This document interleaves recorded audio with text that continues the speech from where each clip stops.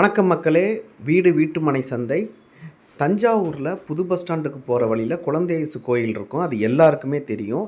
இந்த குழந்தை இயேசு கோயிலுக்கு பக்கத்து ரோட்டில் ஒரு சூப்பரான ஒரு பெரிய பங்களா வாடகைக்கு வந்திருக்கு.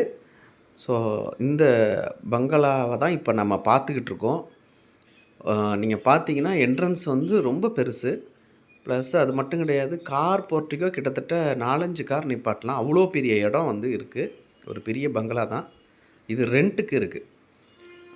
அது மட்டும் கிடையாது, இந்த பங்களாவில் நீங்கள் எடுத்துக்கிட்டீங்க அப்படின்னா ஒரு பெரிய ஹால் இருக்குது கீழே.